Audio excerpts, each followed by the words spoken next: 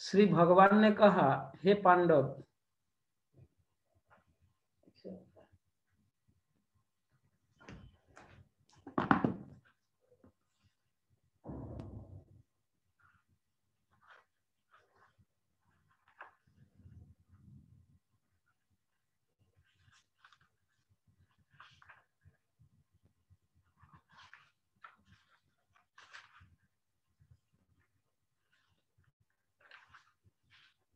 हे पांडुपुत्र, जो प्रकाश आसक्ति तथा मोह के उपस्थित होने पर भी न तो उनसे घृणा करता है और न लुप्त हो जाने पर उनकी इच्छा करता है। सतगुण से प्रकाश होता है जीव के हृदय में, रजोगुण से आसक्ति होता है और तमोगुण से मोह उत्पन्न होता है। तो भगवान ने अर्जुन से यह कहा कि जो व्यक्ति, गुणातीत व्यक्ति का लक्षण क्या होता है, उनके हृदय में ज्ञान का प्रकाश हो या भौतिक विषयों के प्रति आसक्ति हो या मोह उत्पन्न हो। आसक्ति, मोह या प्रकाश उपस्थित होने पर वो उनसे घृणा नहीं करता, द्वेष नहीं करता, और यदि इससे मुक्त हो जाता है, मतलब ये अगर लुप्त हो जाता है, तो भी उन सभी को पाने की इच्छा नहीं करता। जो भौतिक गुणों की इन समस्त प्रतिक्रियाओं से निश्चल तथा अविचलित रहता है और यह जानकर कि केवल गुण ही क्रियाशील है, यह जानकर उदासीन रहता है और दिव्य बना रहता है, जो अपने आप में स्थित है और सुख तथा दुख को एक समान मानता है, जो मिट्टी के ढेले, पत्थर एवं स्वर्ण के टुकड़े को समान दृष्टि से देखता है और जो अनुकूल तथा प्रतिकूल के प्रति समान बना रहता है, और जो धीर है और प्रशंसा तथा बुराई, मान तथा अपमान में समान भाव से रहता है, जो शत्रु तथा मित्र के साथ समान व्यवहार करता है और जिसने सारे भौतिक कार्यों को परित्याग कर दिया है, ऐसे व्यक्ति को प्रकृति के 3 गुणों से अतीत कहते हैं।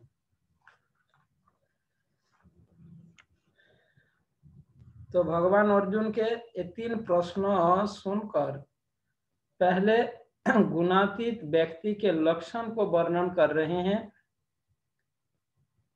जिसमें भगवान ने यह कहा, प्रकाशंच प्रवृत्तिंच मोह एव च पांडव न देष्टि संप्रवृत्तानि न निवृत्तानि कांक्षति उदासीनवत् उदासीनो गुणर्यो न विचाल्यते गुणा वर्तन्त इत्येवं यो अवतिष्ठन्ति निंगते सम दुख सुख स्वस्थ समलोष्टास्म कांचन तुल्य प्रिय अप्रिय धीरस्तुल्य निंदा संस्तुति। ये 3 श्लोक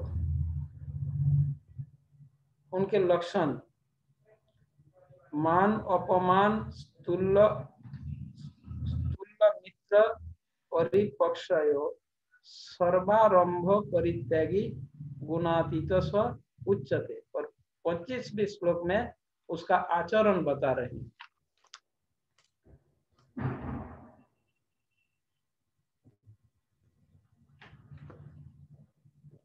तो सतगुण का कार्य है प्रकाशित करना, ज्ञान का प्रकाश, ज्ञान का उदय होना, विवेक यानी विवेक उत्पन्न होना, यह सतगुण का कार्य है। रजोगुण का कार्य है प्रवृत्त करना तथा तमोगुण का कार्य है मोहित करना। जब प्रकृति के इन तीनों गुणों के अपने अपने कार्यों में प्रवृत्त होने पर यदि व्यक्ति उनसे द्वेष नहीं करता हो, अथवा इन गुणों के कार्य निवृत्त होने पर इनकी प्रशंसा, इनका आकांक्षा नहीं करता हो, तो उसको गुणातीत व्यक्ति कहा जाता है। यानी प्रकृति की गुण के प्रभाव से यदि हृदय में इन भावों का उत्पत्ति होता है तो उससे वो द्वेष नहीं करता, और प्रकृति की गुण के इन कार्यकलाप अगर बंद हो जाता है, उनके हृदय में इन भावों का उत्पन्न नहीं होता है, तो वो उनको पाने के लिए वो इच्छा नहीं करता। तो समझना चाहिए वो व्यक्ति गुणातीत है। मैं एक भौतिक उदाहरण देता हूं। जैसे कि हमारी यह शरीर निर्वाह के लिए हमें भोजन करना होता है ना। व्यक्ति भोजन करते हैं, शयन करते हैं, कार्य करते हैं। तो यदि व्यक्ति को मान लीजिए भूख नहीं लग रहा है या बहुत ही भूख लग रहा हो, तो जो गुणातीत व्यक्ति होते हैं, भूख लगने पर भी वो उसके कारण दुखी नहीं होता, विचलित नहीं होता, और अगर भूख नहीं लगता है उसके कारण भी वो विचलित नहीं होता। पर जो गुणातीत नहीं है, यदि 2 दिन 3 दिन भूख नहीं लग रहा है ना, वो तुरंत डॉक्टर के पास जाएगा या नहीं, कि डॉक्टर साहब मेरा कोई दिनों से बिल्कुल भूख नहीं है। आपको ऐसा होता है, आप जाते हो या नहीं जाते हो? अगर भूख नहीं लग रहा है तो जाते हो या नहीं डॉक्टर के पास दवाई लेने?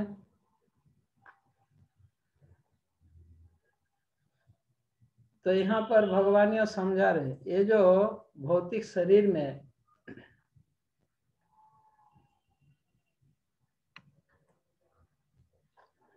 यहाँ पे बिजली गई,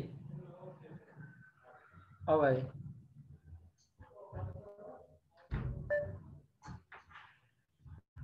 तो एक सामान्य व्यक्ति को हम क्या देखते हैं, हमारे इस भौतिक शरीर में भूख की अनुभूति प्रकृति के गुण के प्रभाव से ही होता है। कर्मों में प्रवृत्ति है ना, कोई व्यक्ति को कर्म कार्य करने के लिए कोई मन नहीं लग रहा है, कोई दिनों से अगर उनका कर्म में मन नहीं लगता तो वो साइकाट्रिस्ट के पास जाता है, साइकोलॉजिस्ट के पास सलाह लेने, है या नहीं? उनको लेके जाते हैं कि इनको किसी कार्य में मन नहीं लग रहा है, कोई मेंटल प्रॉब्लम हो गया। चुप रहता है क्या? काम में मन नहीं लग रहा है तो इसके लिए वो चुप नहीं रहेगा, अस्थिर हो जाता है और डॉक्टर के पास जाता है। और यदि कार्य में मन लगता है तो वो स्वयं को रोकता नहीं, कार्य करने के जो 3 गुणों के जो प्रभाव, तो ये जब उत्पत्ति होता है तो उससे वो द्वेष करता है, और निवृत्त होने पर भी उससे वो मतलब उत्पत्ति होता है और निवृत्त होने पर भी न द्वेष करता है न खुश होता है। तो समझना चाहिए वो गुणातीत व्यक्ति है। माधवेंद्र पुरीपाद को भूख लगता था तो भी वो विचलित नहीं होते थे, और कोई खाना देते थे तो उन पर वो खुश, ऐसा नहीं कि हाँ वो भोजन पाने के लिए वो इधर उधर भागने लगता था भोजन संग्रह के लिए, और अगर नहीं मिलता था तो उसके लिए भी दुखी नहीं होते थे, क्योंकि वो गुणातीत व्यक्ति थे। यही बात भगवान यहाँ पर समझा रहे हैं। प्रकाशम च प्रवृत्तिम च मोहम एव च पांडव न देष्टि संप्रवृत्तानि न निवृत्तानि कांक्षति। निवृत्त होने पर भी आकांक्षा नहीं करता। भूख निवृत्त हो गया, हाँ मुझे भूख, मेरा भूख नहीं लग रहा है, भोजन में प्रवृत्ति नहीं हो रहा है, अतः मेरे को भोजन भूख जगाना चाहिए, इसके लिए वो विचलित होकर डॉक्टर के पास नहीं जाता। किसी का नींद नहीं होता है तो डॉक्टर के पास जाता है, डॉक्टर साहब मुझे नींद नहीं आ रहा है, और यदि ज्यादा नींद होता है तो भी डॉक्टर के पास जाता है, डॉक्टर मेरे को बहुत नींद आता है। समझ रहे? तो इस बात भगवान यहाँ समझा रहे, प्रकाशम च प्रवृत्तिं च मोह एव च पांडव न देष्टि संप्रवृत्तानि न निवृत्तानि च कांक्षति।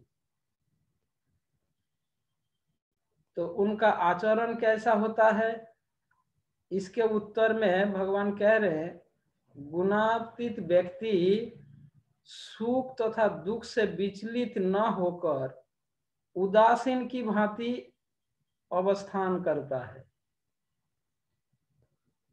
उदासीनवत उदासीन गुणर्य न विचालते गुणा वर्तन्त इत्येवं यो अवतिष्ठति निंगते। ये भगवान कहते हैं। तो गुणातीत व्यक्ति का आचरण कैसा होता है, ये सुख तथा दुख के स्थिति में विचलित नहीं होते, विचलित न होकर उदासीन की भांति वो अवस्थान करता है। सांसारिक सुख दुख, सर्दी गर्मी, लाभ हानि, जय पराजय आदि समस्त स्थितियों को एक समान समझकर उदासीन की भांति मतलब निरपेक्ष होकर रहता है, और वो ऐसा समझते हैं कि आत्मा के साथ इनका कोई संबंध नहीं है। ऐसा समझकर इस शारीरिक कार्यों में निश्चेष्ट रहता है और अपने आत्म अनुशीलन में तत्पर रहता है। आध्यात्मिक अनुशीलन में वो तत्पर रहता है। तो अर्जुन का प्रथम प्रश्न यह है, गुणातीत व्यक्ति का लक्षण क्या है? इसका उत्तर भगवान ने बताया कि वो द्वेष और आकांक्षा से रहित होता है, न द्वेष करता है, प्रकृति की गुणों के प्रतिक्रिया के प्रति, प्रकृति की तीन गुणों के जो प्रतिक्रिया होता है, जो रिएक्शन होता है, उन रिएक्शन के विषय में न वो द्वेष करता है और न ही आकांक्षा करता है। द्वेष और आकांक्षा से रहित रहता है, यही उनका लक्षण है। बद्ध जीव भौतिक जगत में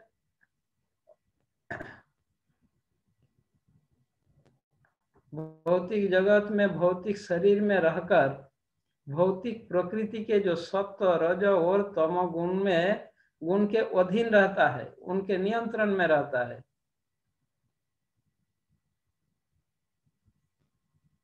जब इन गुणों के बंधन से, नियंत्रण से मुक्त होता है,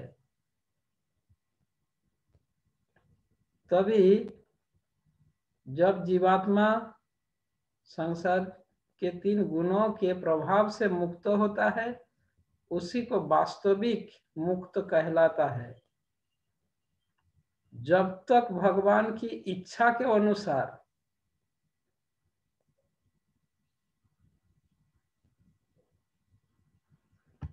वो कार्य नहीं करता तब तक गुणों के प्रभाव से मुक्त नहीं हो सकता।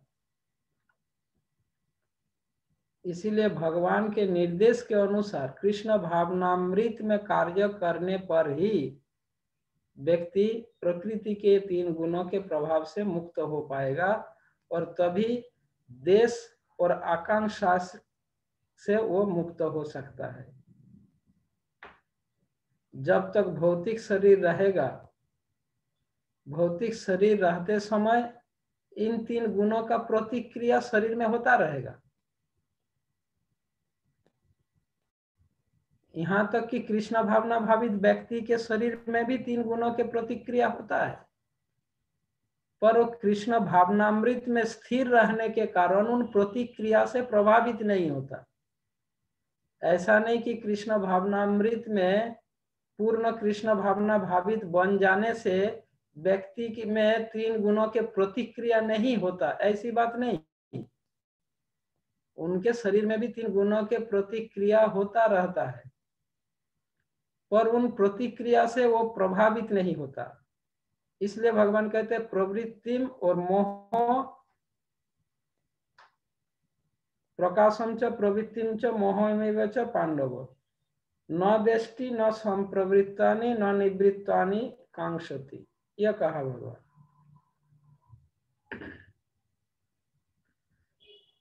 जब तक भौतिक शरीर है, भौतिक शरीर के साथ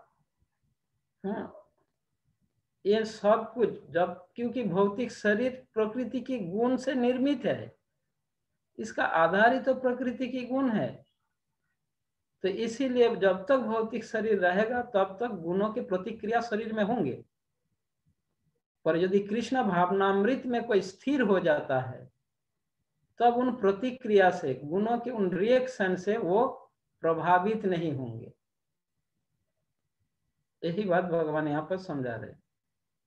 तो भगवान अर्जुन को यह कहते हैं तुम्हें इन सब के प्रति आकांक्षा के द्वारा प्रवृत्त नहीं होना चाहिए और न ही द्वेष द्वारा उनकी निवृत्ति की चेष्टा करना चाहिए। ऐसा प्रयास करना बेकार है, व्यर्थ है।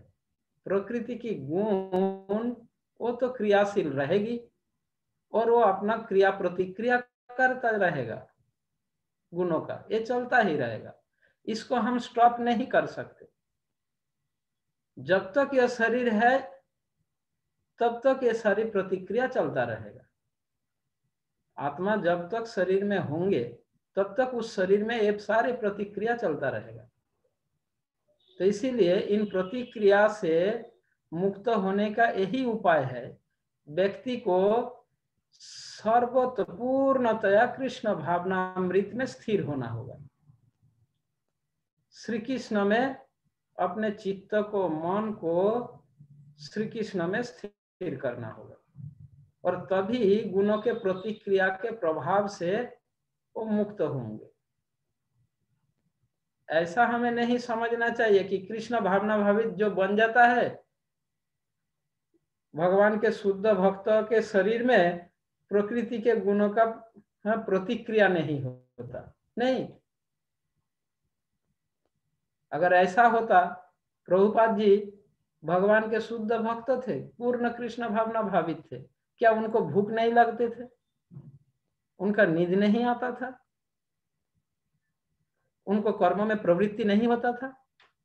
तो सभी प्रकृति की गुण की प्रतिक्रिया जब तक भौतिक शरीर होगा तब तक ये चलता रहेगा।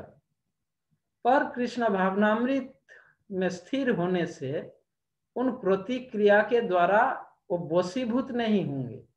उन प्रतिक्रिया के द्वारा उनके वश में आकर उन कार्यों में वो प्रवृत्त नहीं होंगे, उसके द्वारा प्रभावित नहीं होंगे।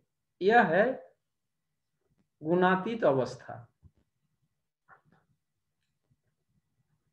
तो जो चेष्टा और विशेष स्वार्थ पर आग्रह द्वारा संसार में प्रवृत्त जो संसार को मिथ्या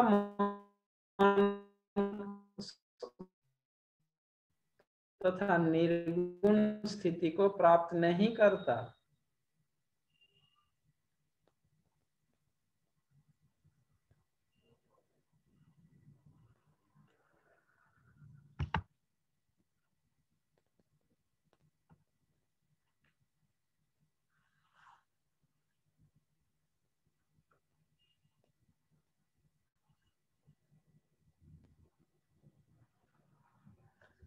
अब अर्जुन का दूसरा प्रश्न यह है,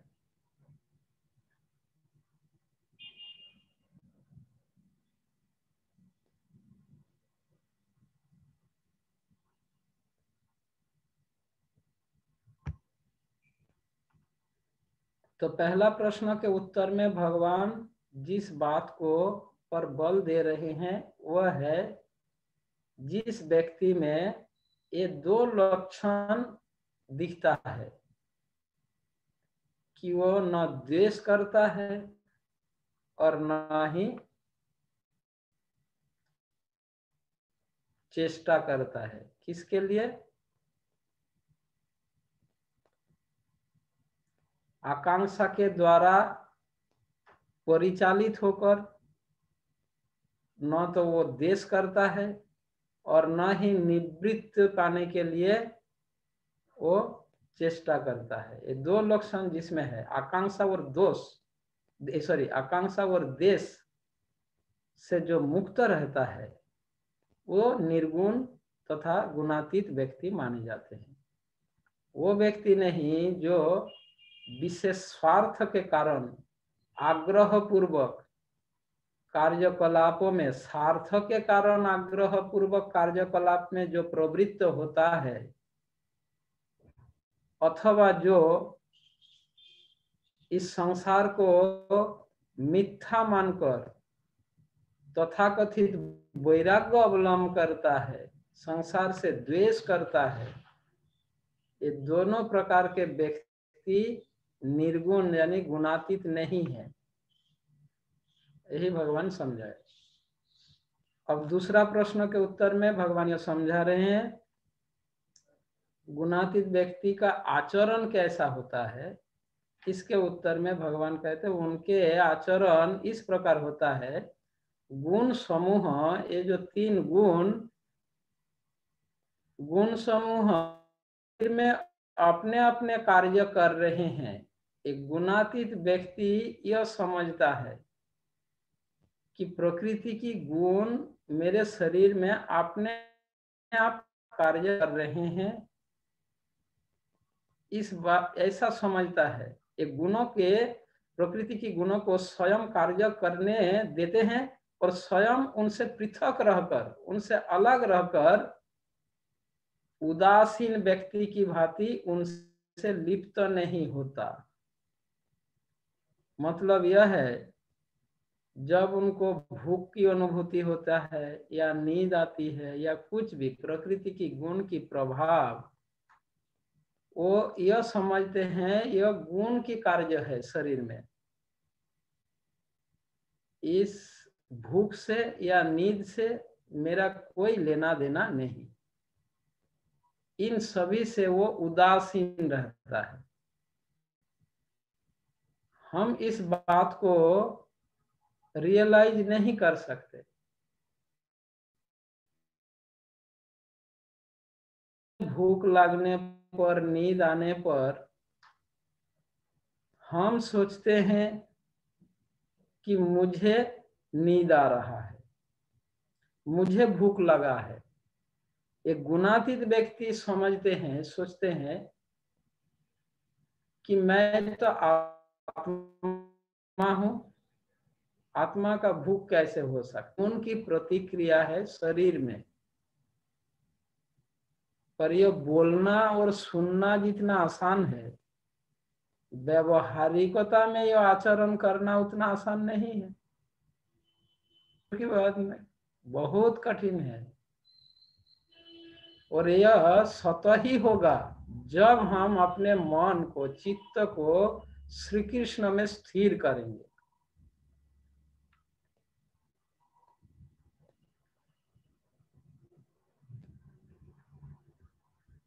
तो प्रकृति की गुण की कार्यों में वो स्वयं को लिप्त नहीं करता। वो यह नहीं सोचता कि मुझे भूख लग रहा है, मुझे नींद आ रहा है, मुझे कार्य करना है। यह नहीं सोचता जो हम सोचते हैं।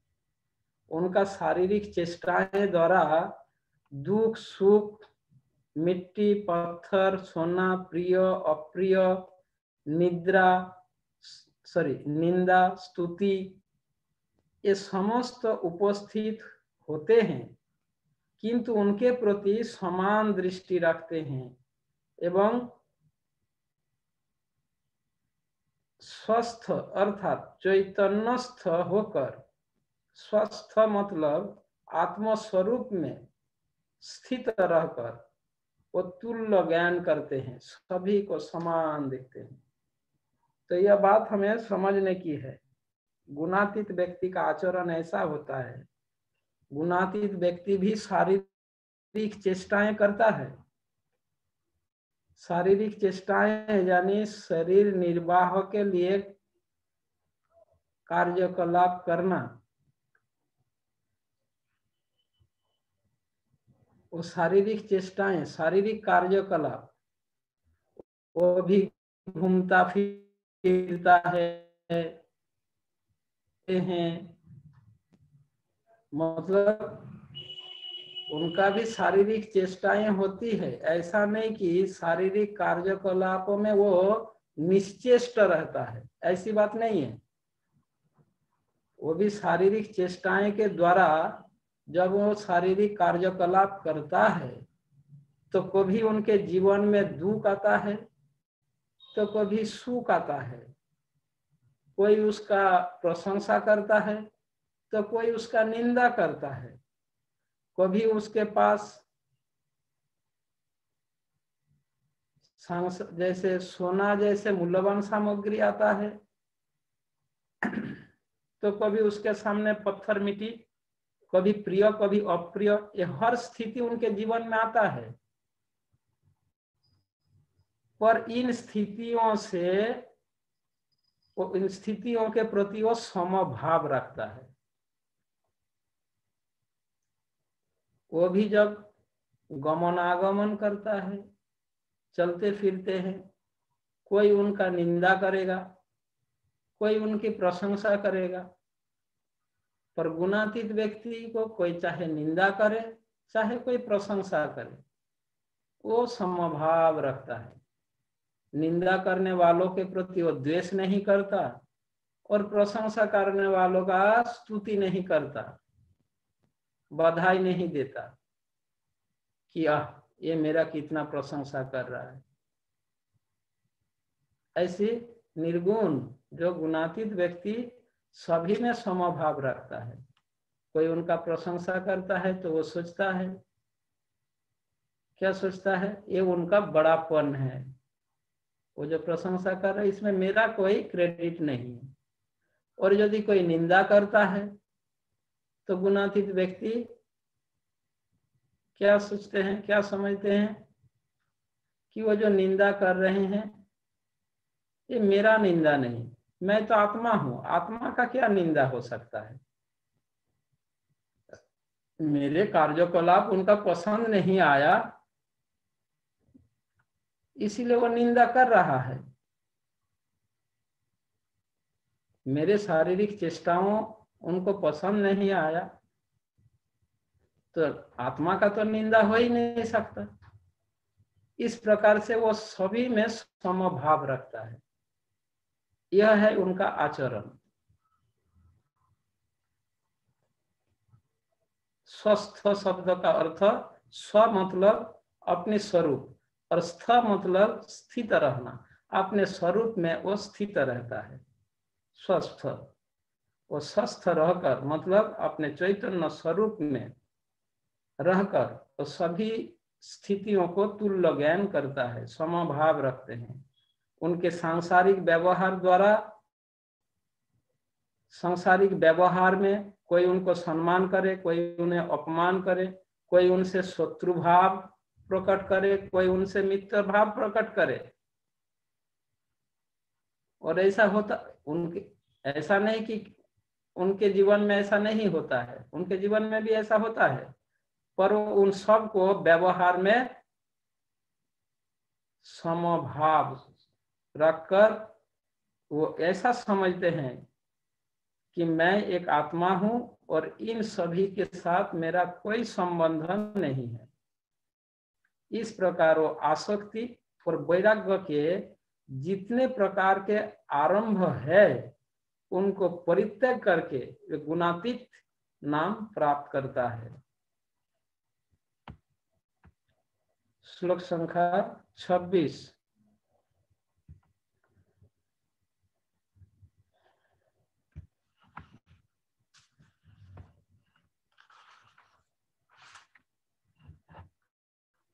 मां च यो अभिविचारेण भक्ति योगेन सेवते सगुणान् समतीतान् ब्रह्म भुवाय कल्पते।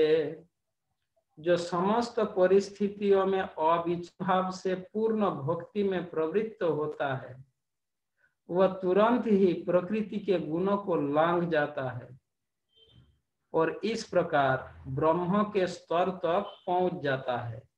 तो अर्जुन का तीसरा प्रश्न था, किस उपाय से गुणातीत व्यक्ति प्रकृति के 3 गुणों को पार कर लेता है, वो उपाय क्या है? इसके उत्तर में भगवान यह 26वीं श्लोक बता रहे हैं कि गुणातीत व्यक्ति किस प्रकार से, किस उपाय से 3 गुणों को अतिक्रम करते हैं। इस तीसरा प्रश्न का उत्तर इस श्लोक में भगवान दे रहे हैं। अव्यभिचारिणी मां च यो अव्यभिचारेण भक्ति योगेन सेवते, यह है उपाय। अव्यभिचारी भक्ति के द्वारा, यानी एकांतिकी भक्ति योग के द्वारा मेरे इस श्याम सुंदर रूप की सेवा करते करते मेरे भक्त इन गुणों की, इन गुणों को, 3 गुणों को आनुषंगिक रूप से अनायास ही पार कर जाते हैं और मेरे स्वरूप को अनुभव करने योग्य हो जाते हैं। मां च यो अव्यभिचारेण भक्ति योगेन सेवते सगुणान् समतीतान् ब्रह्म भूयाय कल्पते। तो जब इस गुणातीत व्यक्ति, यानी ये व्यक्ति प्रकृति के 3 गुणों को किस उपाय से अतिक्रम करता है, इसके उत्तर में भगवान ये बता रहे हैं, अव्यभिचारिणी भक्ति योग के द्वारा। अव्यभिचारिणी भक्ति योग अनुशीलन करते करते एकांतिकी भक्ति, अनन्य भक्ति, अनन्य भक्ति योग अनुशीलन करते करते, अनन्य भक्ति क्या होता है?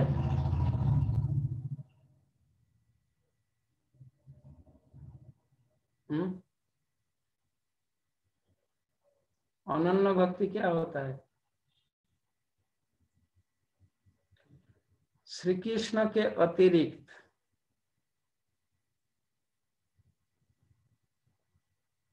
किसी और के शरण न लेना, यह है अनन्य भक्ति। बृहत रूप प्रभु, हरे कृष्णा।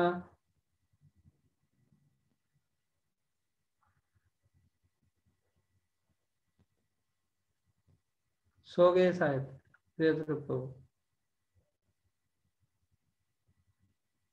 हरि बोल। नहीं प्रभु जी, बताया था के अलावा किसी दूसरे की शरण में, श्री कृष्ण के अलावा किसी दूसरे की शरण नहीं करना अन्य भक्ति है। सोने का तो वीडियो में ऑन रहिए। हाँ, वीडियो में ऑन हो ना प्रभु जी। हाँ, पर आपका पिक्चर ऐसे दिख रहा था जैसे आपको नींद आ गया है। ठीक है, तो अनन्य भक्ति योग अनुशीलन करते करते, भगवान की सेवा, प्रेममयी सेवा करते करते भक्त स्वाभाविक रूप से 3 गुणों के प्रभाव को अतिक्रम कर लेता है और भगवान की दिव्य स्वरूप को अनुभव करने की योग्यता प्राप्त कर लेता है। जो भगवान के पूर्ण आश्रित भक्त होते हैं, वो 3 गुणों को अतिक्रम कर लेते हैं। निर्गुण मद अपश्रय, अर्थात जो लोग मेरा एकांतिक रूप से आश्रय ग्रहण करते हैं वे निर्गुण हो जाते हैं, गुणातीत हो जाते हैं। मदपाश्रय शब्द का अर्थ केवल मात्र मेरे आश्रय लेता है और किसी का नहीं, मेरे ही शरण लेता है, मेरे शरण ही ग्रहण करता है, ऐसे भक्त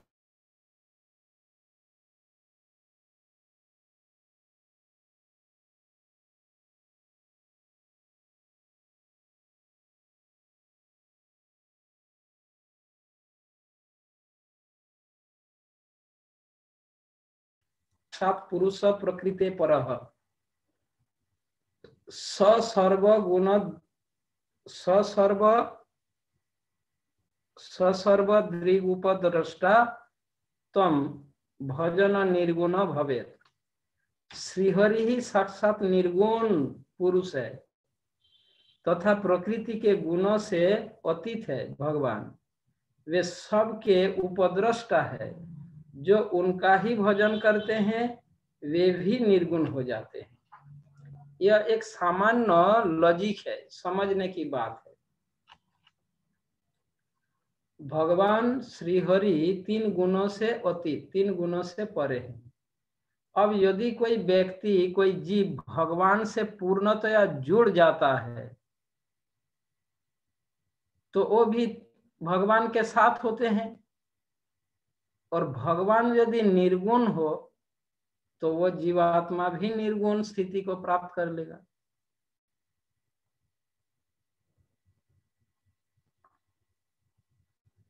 करुणानिधि प्रभु, आप कहां पर हो? उदयपुर में? आप उदयपुर में हो ना? अनम्यूट करो।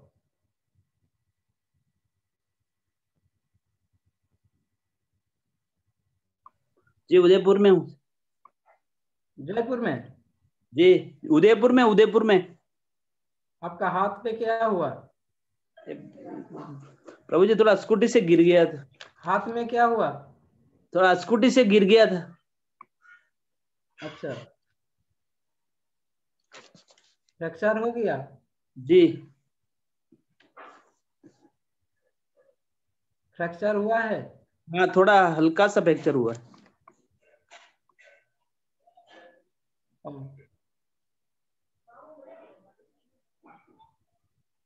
आपका फ्रैक्चर हुआ या शरीर का? शरीर का हुआ। आपका नहीं हुआ ना? मेरा नहीं, शरीर का, हाथ का। आप क्या समझते हो? हम तो प्रभु जी वृद्ध आत्मा तो यही समझेंगे कि मेरा, हम तो यही समझेंगे। आप जब डॉक्टर के पास गए थे जी, तब आप किस भाव से गए थे? मैंने यही बोला मेरा आप हाथ। जब डॉक्टर के पास, पहले मेरा प्रश्न सुनो फिर उत्तर दो, साथ साथ नहीं। जी आप जब डॉक्टर के पास गए थे गिरने के बाद, उस समय आपके मन में, चित्त में क्या भाव था? डॉक्टर के पास जाते समय, डॉक्टर से मिलते समय आप में क्या भावना था कि मेरा हाथ टूट गया, या यह भावना था कि मेरा यह शरीर, यह भौतिक प्रकृति निर्मित है, मेरा यह शरीर में यह हाथ टूट गया? क्या भाव क्या था कि इस हाथ टूटने से मेरा कोई लेना देना नहीं? नहीं, यही भाव था कि मेरा हाथ टूट गया। तो मतलब क्या हुआ कि हम गुणातीत नहीं है, नहीं है ना? सही। अब दूसरा बात जो चर्चा हो रहा है कि निर्गुण व्यक्ति का आचरण कैसा होता है, ये निर्गुण व्यक्ति तीन गुणों से कैसे अतिक्रम करता है। इस चर्चा में भगवान यह कह रहे हैं कि जो अव्यभिचारिणी एकांतिकी भक्ति करता है और भक्ति करते करते वो स्वतः ही गुणों को अतिक्रम कर लेता है और भगवान के दिव्य स्वरूप को अनुभव करने की योग्यता प्राप्त हो जाता है। ठीक है। और इस संबंध में मैंने भागवत की यह श्लोक जो बताया कि श्रीहरि साक्षात निर्गुण पुरुष है, गुणातीत पुरुष है भगवान।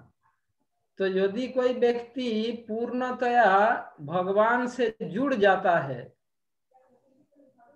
तो वो भी गुणातीत हो जाएंगे।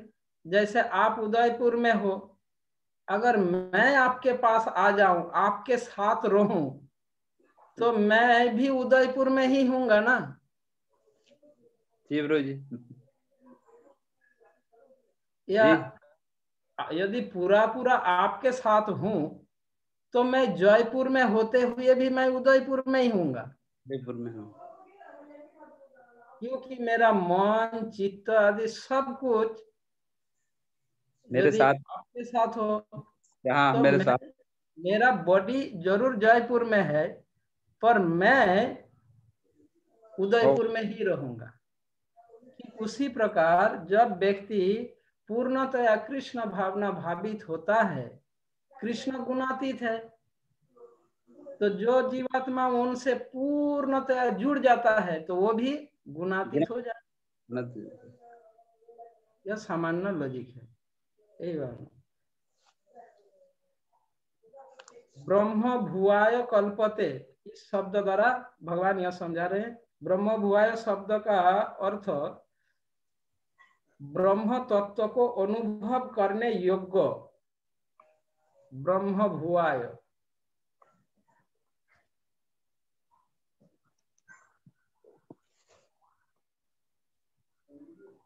भक्ति अनुशीलन के बिना, यहाँ ब्रह्म अर्थात परम सत्य, ब्रह्म शब्द का अर्थ यहाँ परम सत्य।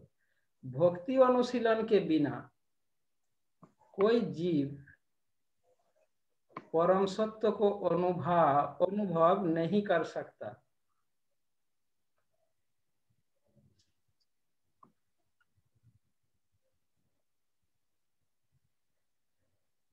किसी विषय का अनुभव करने के लिए, किसी भी विषय को अनुभव करने के लिए अनुभवकारी और अनुभव करने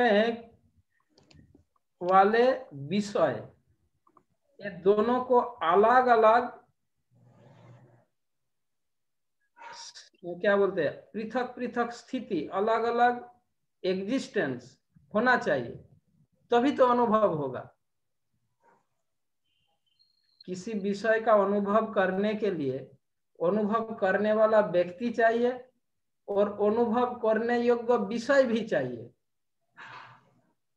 तभी अनुभव हो सकता है।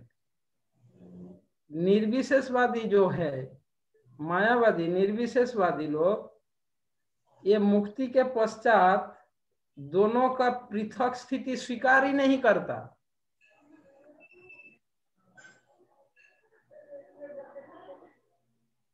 अनुभव के विषय क्या है? ब्रह्म, परम सत्य। और अनुभवकारी कौन है?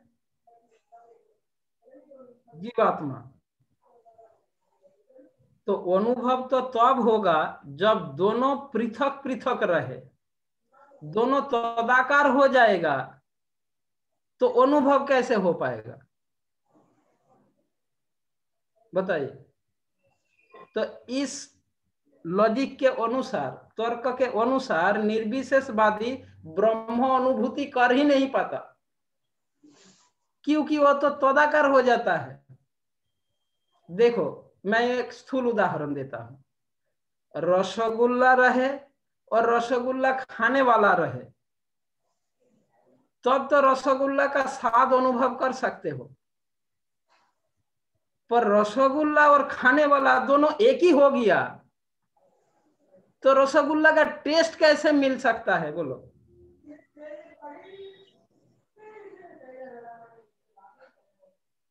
कभी उसका टेस्ट अनुभव हो सकता है क्या? तो इस प्रकार निर्विशेषवादी जो ब्रह्म में लीन हो जाता है, तदाकार हो जाता है। यदि इसको कहा जाएगा कि वो ब्रह्म अनुभूति कर ही नहीं पाता। आप रसगुल्ला का टेस्ट लेना चाहते हो, आप भी रसगुल्ला हो और रसगुल्ला भी रसगुल्ला है, तो आप रसगुल्ला का टेस्ट कैसे समझोगे बताओ? आप अलग हो तो अलग है, तभी तो आप रसगुल्ला का टेस्ट अनुभव कर पाओगे। और दोनों यदि एक ही हो गया तो उसका टेस्ट अनुभव आप कैसे करोगे? यह कहा जाएगा, ये मायावादी लोग जो तदाकार होता है, अगर इसको मान लिया जाए, तदाकार तो होते नहीं, अगर तदाकार होता है यह मान लिया जाए तो वो ब्रह्म अनुभूति नहीं करते। अगर ब्रह्म अनुभूति करते हैं तो तदाकार नहीं हो सकता। सिंपल लॉजिक है। यदि तदाकार को स्वीकार किया जाए तो ब्रह्म अनुभूति स्वीकार नहीं कर सकते। अगर ब्रह्म अनुभूति कर रहे हैं यह स्वीकार करेंगे तो तदाकार नहीं हो सकता, ब्रह्म में लीन नहीं हो सकता। तो मायावाद यह खंडन, भगवान यहाँ पर मायावाद खंडन कर रहे हैं, निर्विशेषवाद को भगवान खंडन कर रहे हैं।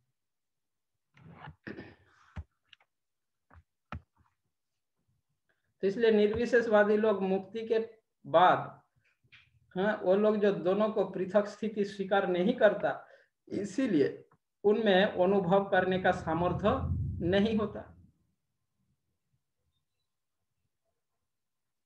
परंतु भक्त ब्रह्म का अनुभव के योग्य होते हैं, वो ब्रह्म का अनुभव कर सकता है, क्योंकि वो स्वयं को ब्रह्म में लीन नहीं करना चाहता। भक्ति के द्वारा ही ब्रह्म की कृपा से ब्रह्म की अनुभव करने की शक्ति प्राप्त होता है।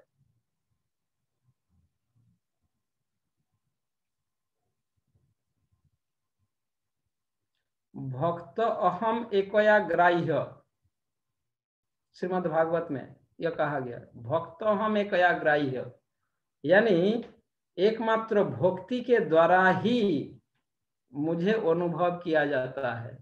भक्ता माम अभिजानाति, भक्ति के द्वारा ही मुझे जाना जाता है, मुझे अनुभव करा जाता है। तो इस बात को यहाँ पर स्पष्ट रूप से भगवान यहाँ समझा रहे हैं। तो जब भगवत भाव से रहित निष्काम एवं निर्मल ज्ञान का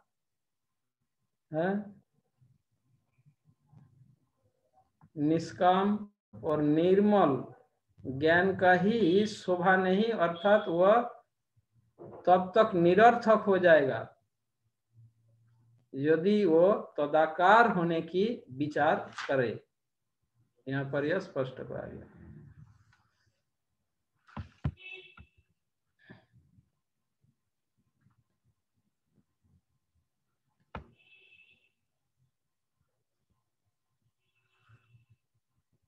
और इसीलिए निराकारवादी, निर्विशेषवादी सायुज्य मोक्ष प्राप्त करने के बाद भी वे वहां से भ्रष्ट हो जाता है। और इस संबंध में श्रीमद् भागवत में 10वें स्कंद में इस विषय का वर्णन हुआ है। ठीक है, अब श्लोक संख्या 27।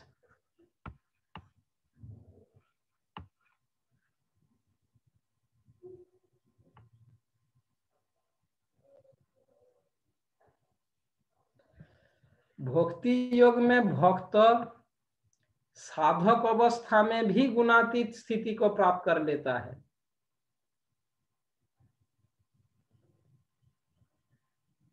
सिद्ध अवस्था प्राप्ति में तो गुणातीत होते ही है, यहाँ तक कि साधक अवस्था में भी वो गुणातीत अवस्था प्राप्त कर सकता है।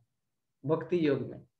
जबकि अन्य योग साधना में जब तक सिद्ध अवस्था प्राप्त नहीं हो जाता तब तक वो गुणातीत नहीं हो सकता। जबकि भक्ति योग में वो साधक अवस्था में भी गुणातीत स्थिति को प्राप्त कर सकता है। यही भक्ति योग की विशेषता है। श्लोक संख्या 27। ब्रह्मण हि प्रतिष्ठाहम्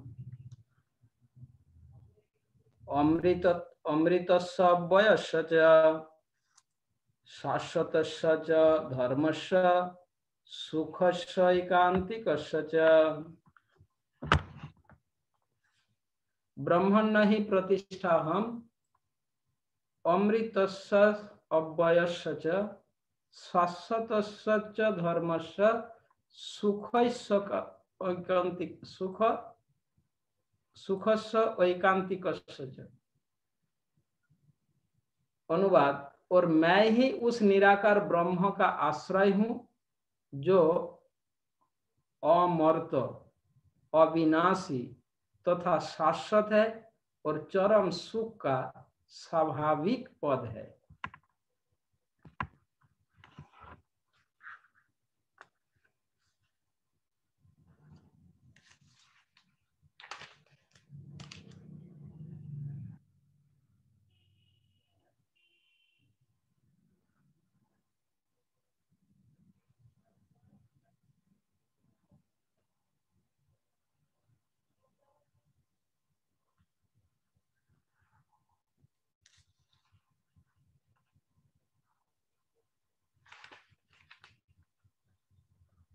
यह 27वें श्लोक इस अध्याय का अंतिम श्लोक है ना।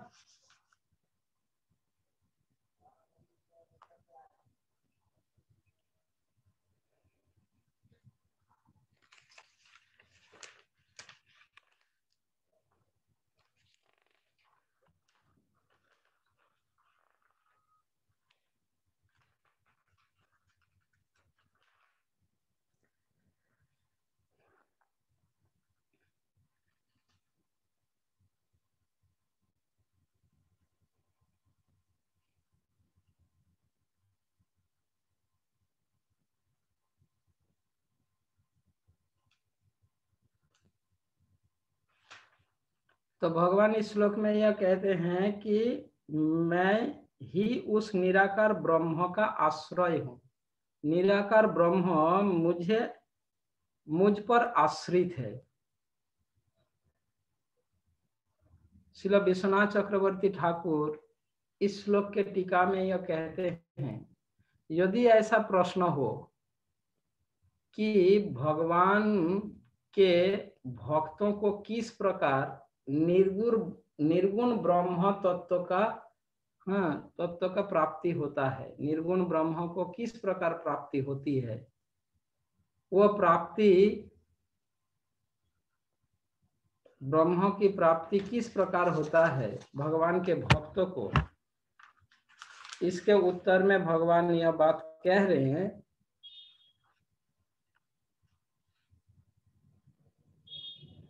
कि ब्रह्मभूत व्यक्ति भगवान के निर्गुण जो गुणातीत स्थिति है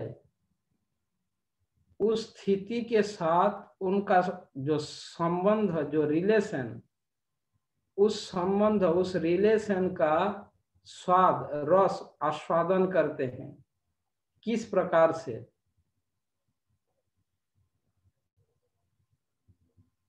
भगवान अपनी नित्य निर्गुण अवस्था में भगवान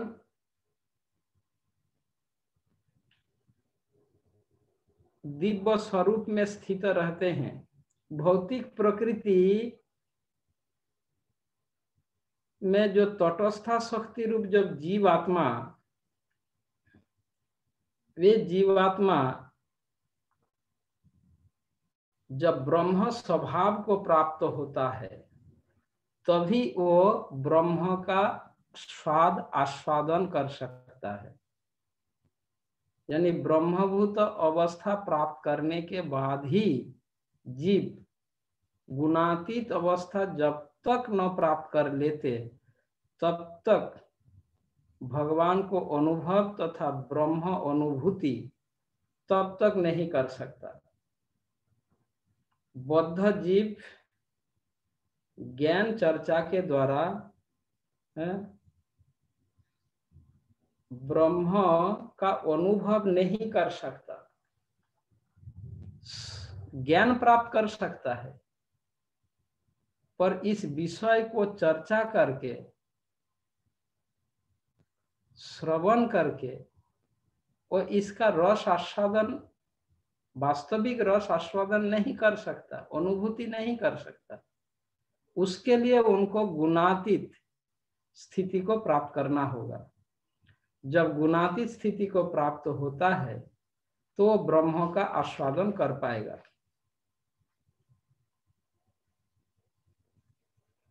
अनर्थ एव त्रैगुण्य निस्त्रैगुण्य कृतार्थता तत्व भक्तव्य भवति तर्थार्थो निरूपित।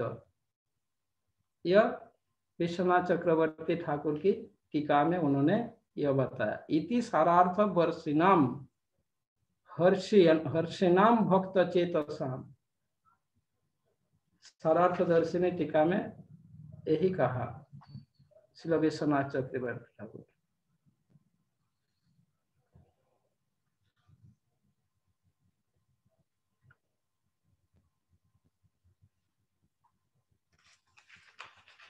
तो 14 अध्याय की अंतिम श्लोक है।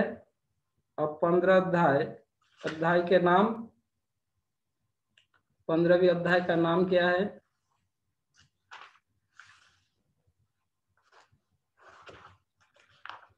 पुरुषोत्तम योग।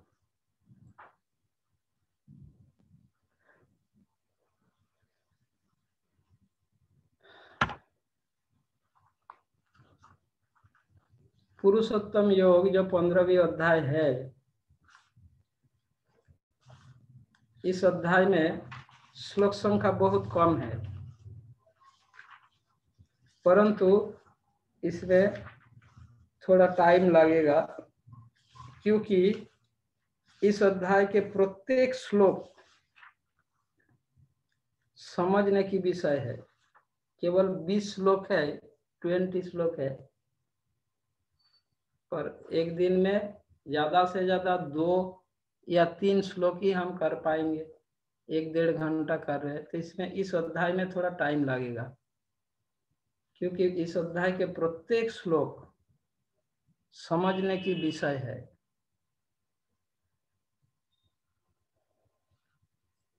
चौदह अध्याय में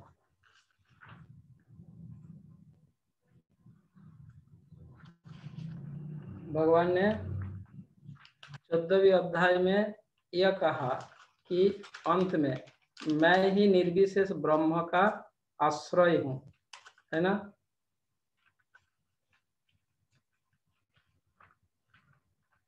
प्रकृति के 3 गुण इस अध्याय में, 14 अध्याय में भगवान ने जो कहा, अब उससे भी उच्च श्रेष्ठतर ज्ञान का विषय इस 15वीं अध्याय में भगवान बताएंगे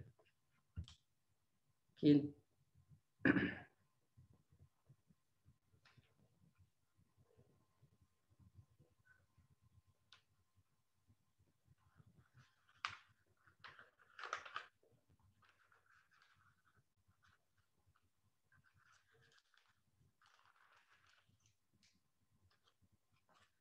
तो 14वीं अध्याय में भगवान ने यह कहा कि एकमात्र श्री कृष्ण की भक्ति के द्वारा ही जीव ब्रह्म अनुभूति प्राप्त कर सकता है। गुणातीत अवस्था को प्राप्त करके वो भगवत अनुभूति, ब्रह्म अनुभूति के योग्य बनता है, क्योंकि श्री कृष्ण ही ब्रह्म के एकमात्र आश्रय है। अब इस 15वीं अध्याय में उसी भगवान के स्वरूप का ज्ञान, जो ब्रह्म का आश्रय है, उस भगवान के स्वरूप का ज्ञान वर्णन कर रहे हैं स्वयं भगवान। उस परम पुरुष परम भगवान के स्वरूप का ज्ञान, उनका स्वरूप क्या है और प्रकृति के साथ उनका किस प्रकार रिलेशन है, संबंध है, इस बात को भी स्पष्ट कर रहे हैं। तो इस अध्याय के नाम पुरुषोत्तम योग, जो पुरुषों में उत्तम श्रेष्ठ है, संसार के मूल आश्रय स्वरूप है। उनके विभिन्न अंश जो जीव आत्माएं जब उनकी स्थिति को नहीं मानता, इसी के कारण कि समस्त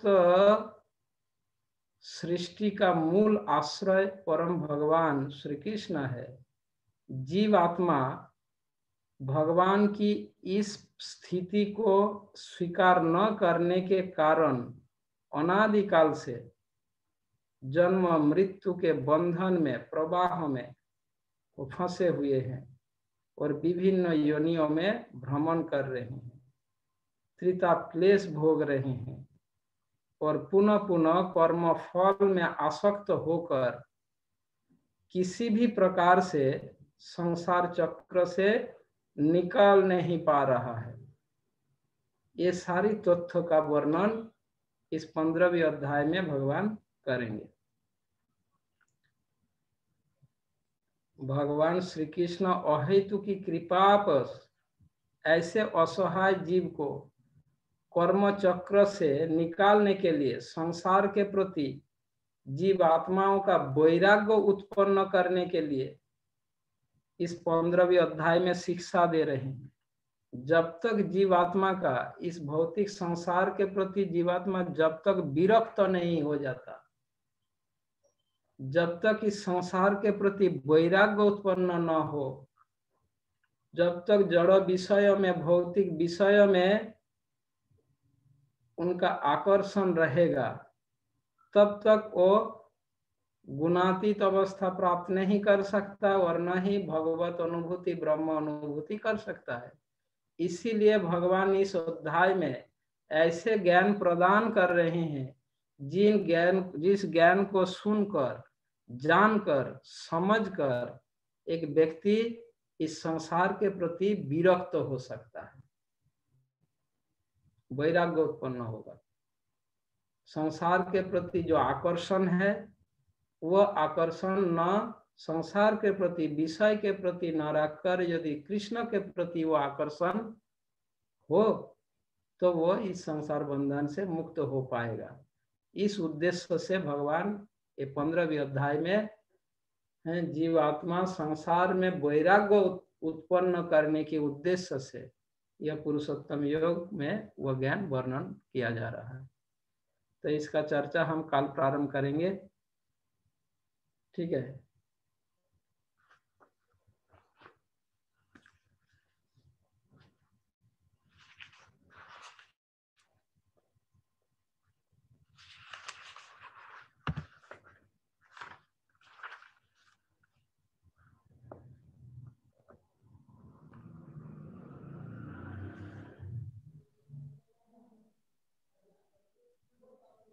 ठीक है प्रभु जी, एंड कर दे। नरसिम्हा चरण दास को पूछ रहे।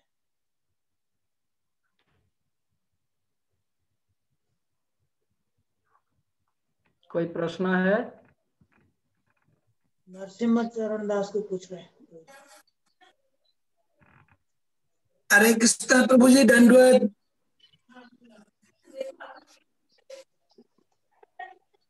हरे कृष्णा प्रभु जी। प्रश्न क्या है? पहले तो दंडवत प्रणाम कर रहा हूँ ना आपको। हाँ हाँ बोलिए, प्रश्न क्या है? प्रश्न ये है प्रभु जी कि जैसे अभी आपने जो बताया ना, गुणातीत होने के लिए वैराग्य होना चाहिए, और दूसरी बात ये है कि इसकी स्टेप बाय स्टेप हम क्या करें ऐसा जिससे कि वैराग्य उत्पन्न हो। अब तक तो यही बताया 14 अध्याय में। अब वो तो प्रकृति के गुणों का बताया ना आपने, प्रकृति के गुणों का सारा गुण, तो प्रकृति के गुणों से तो कैसे आपने कहा भगवान की कृपा से मुक्त हो सकते हो, तो वो कृपा कैसे? इसका मतलब आपने क्लास सुना ही नहीं। सुना तो था प्रभु जी, कल भी मैं पूछना चाह रहा था, फिर सो गया मैं, मेरा वो अरे आपका यह प्रश्न नहीं है। अर्जुन ने पूछा कि किस उपाय से 3 गुणों को अतिक्रम किया जाता है। हाँ। भगवान ने बताया और हमने चर्चा किया, और आप फिर से वही प्रश्न पूछ रहे हो कि गुणातीत कैसे हुआ जाए। नहीं, वो मैं तो मेरा कहने का मतलब ये है, मैं तो स्टेप बाय स्टेप, जैसे भी आप अभी बताया कि आपने कि जब तक ब्रह्मभूत नहीं होता जब तक अमृत का आस्वादन नहीं कर सकता, तो वो उसको आप मुझे समझा रहे हो या आप प्रश्न का उत्तर जानना चाहते हो? प्रश्न का उत्तर प्रभु जी। तो प्रश्न का उत्तर तो ऑलरेडी हमने चर्चा किया। तो हो भगवान ने हो सकता है मेरा नेट चला गया हो। भगवान ने यह समझाया हाँ। कि गुणातीत होने के लिए क्या करना होगा, और स्टेप बाय स्टेप की बात यदि आप करें, आप 14 अध्याय के सारे श्लोक का सुनो जो क्लास हुआ है, स्टेप बाय स्टेप ही चर्चा हुआ है। और काल और आज के चर्चा में यही है। अर्जुन का 3 प्रश्न था। 3 प्रश्न में से कि गुणातीत व्यक्ति का लक्षण क्या है, वो किस प्रकार आचरण करता है, और किस उपाय से 3 गुणों को अतिक्रम किया जाता है। आज के क्लास में ये 3 प्रश्न का उत्तर का चर्चा हुआ है, स्टेप बाय स्टेप ही हुआ है। जब कोई व्यक्ति गुणातीत अवस्था को प्राप्त करता है तो वो ब्रह्म अनुभूति के योग्य होता है, यह बताया गया। जब तक गुणातीत न हो तब तक ब्रह्म अनुभूति के योग्य नहीं है। ठीक है। अब ब्रह्म अनुभूति के लिए योग्य बनने के लिए गुणातीत होना होगा। अब 15वीं अध्याय में भगवान इस बात को और क्लैरिफिकेशन दे रहे हैं कि गुणातीत होने के लिए इस संसार के प्रति विरक्त उत्पन्न होना चाहिए। क्योंकि इसके पहले 14 अध्याय में भगवान ने बताया गुणातीत कैसे हुआ जाएगा, स्टेप बाय स्टेप बताया। मन को श्री कृष्ण में स्थिर करने से, फिर उसके बाद 3-4 स्टेप बताया। फिर जाके अर्जुन के मन में प्रश्न आया, ये गुणातीत अवस्था जो होता है तो उसका लक्षण क्या होता है।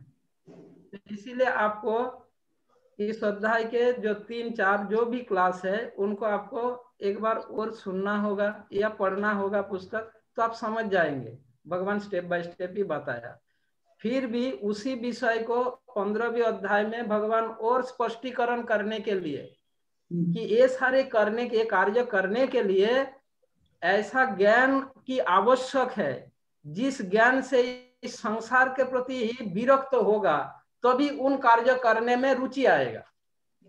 14 अध्याय में जो करने के लिए निर्देश दिया भगवान, ये करना होगा, वो करता है, ये करता है। अब ये सारे कार्य करने में रुचि तब आएगा जब व्यक्ति को भौतिक संसार के प्रति विरक्ति हो, संसार में आसक्ति है और वो कार्य वो नहीं कर पाएगा।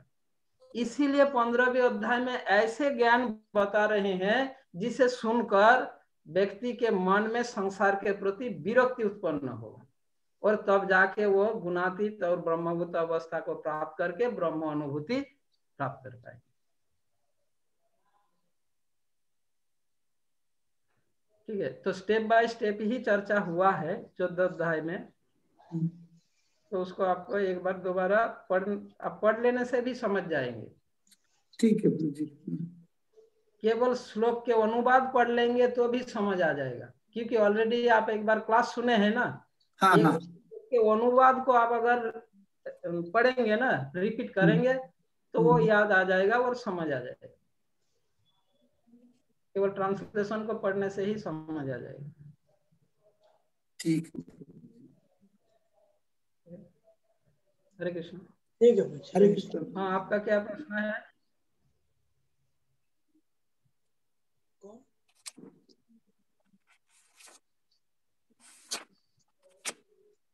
कौन प्रभु जी पूछ रहे हैं? महक सोनी। एक मिनट।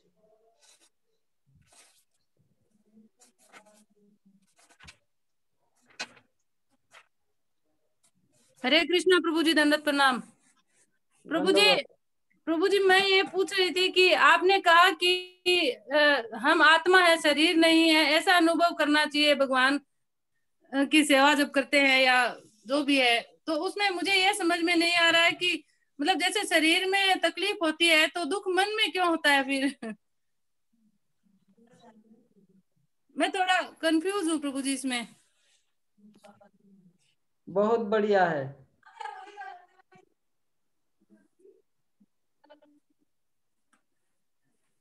आप समझ नहीं पाई ना,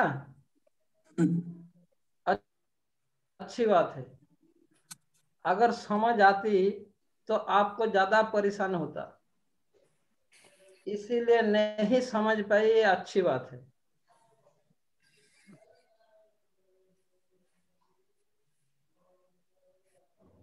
ठीक है, भगवान ने कहा माम च जो अव्यभिचारे न भक्ति योगे न सेवते। अव्यभिचारिणी भक्ति करते करते सब कुछ स्वतः ही हो जाएगा। ठीक है, तो इसलिए टेंशन लेने की जरूरत नहीं है। अव्यभिचारिणी भक्ति, केवल कृष्ण के शरण में रहो और कृष्ण की सेवा में लगे रहो, बाकी सब कुछ स्वतः ही हो जाएगा। इसीलिए कोई टेंशन लेने की जरूरत नहीं है। आप नहीं समझ पाई, ये बहुत अच्छी बात है। अगर थोड़ा समझ आती तो आप परेशान हो जाते, इसलिए नहीं समझा। समझना है तो पूरा समझना होगा, और वो पूरा समझना संभव नहीं है। थोड़ा बहुत समझेंगे, परेशानी और बढ़ेगा। इसीलिए अच्छा है भगवान ने सिंपल निर्देश दिया है, माम च जो अव्यभिचारे न भक्ति योगे न सेवते, है ना। अव्यभिचारिणी भक्ति करते रहिए, भगवान की सेवा में लगे रहिए, बाकी सब कुछ अपने आप हो जाएगा, अपने आप, कोई टेंशन नहीं है। प्रभुपाद ने कहा है, बस हमें उसी बात पर विश्वास रखकर दृढ़ निश्चयता के साथ भगवान की भक्ति करते रहना चाहिए। प्रभुपाद के आदेश निर्देश को पालन करते रहना चाहिए। ये सारी बातें जब पूरा पूरा ऑटोमेटिकली समझ आ जाएगा, ये भक्ति करते करते। ठीक है, और अभी आप कितना ही समझने की प्रयास करेंगे तो भी हम समझ नहीं पाएंगे। इसीलिए अच्छा यही है, भक्ति करते रहो। और इसका मतलब यह नहीं है कि आपको क्लास अटेंड करने की जरूरत नहीं है, आपको गीता पढ़ने की जरूरत नहीं, ऐसी बात नहीं है। सुनते जाओ, क्लास भी करते जाओ, शास्त्र भी पढ़ते जाओ, और भगवान की सेवा करते जाओ, बस। अभी अभी हमने चर्चा किया, भगवान की कृपा से ही एक व्यक्ति भगवान को अनुभव कर पाएगा। ईश्वरेर कृपालेश है तो जाहारे, सही तो ईश्वर तत्व जानी बारे पारे। अब ईश्वर की कृपा, भगवान की कृपा, भगवान की सेवा करके ही प्राप्त होगा, भक्ति के द्वारा। इसलिए आप भक्ति में लगे रहिए दृढ़ निश्चय के साथ। ठीक है, तो इसीलिए कंफ्यूज होने की कोई टेंशन नहीं है।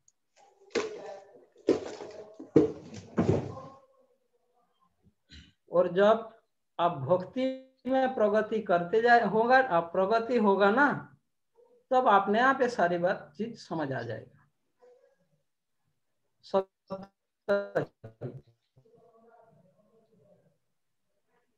ठीक है, ठीक है, हरे कृष्ण। एंड कर देते हैं प्रभु जी। हाँ, हरि बोल। जय श्री प्रभु।